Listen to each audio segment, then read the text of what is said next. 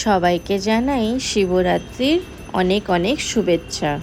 মহাদেবের এত অপূর্ব একটা সাজ, এটা দেখে আপনাদের কেমন লাগলো একটা লাইক করে কিন্তু নিশ্চয়ই জানাবেন।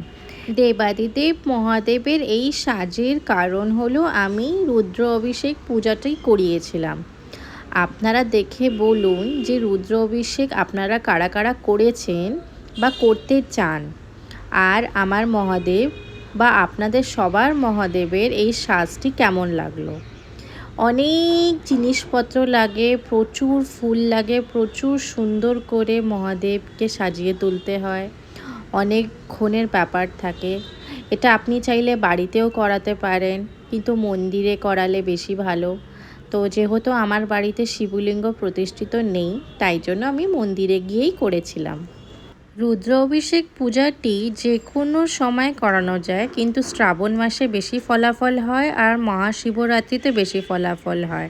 রুদ্র অভিষেক করানো খুবই ভালো কথা।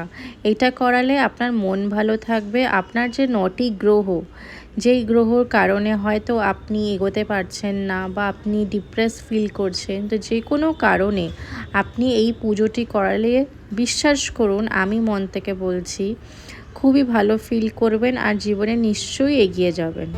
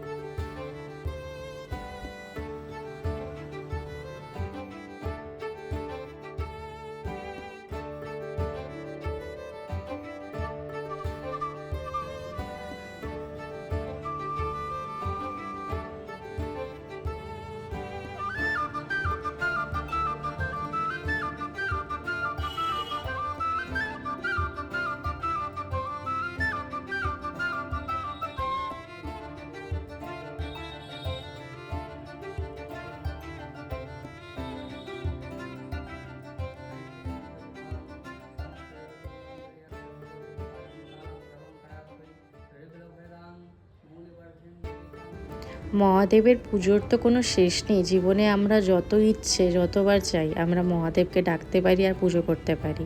এই যে রুদ্র অভিষেক পুজোটি, এটা আপনি 12টা জ্যোতির্লিঙ্গ যে মন্দির আছে সেখানে যে কোনো জায়গায় গিয়ে আপনি পুজোটি করতে পারেন, তাহলে বেশি ফলাফল দেবে। আর জীবনে যে কোনো বার, যতবার আপনার ইচ্ছে আপনি এই পুজোটি দিতে পারেন।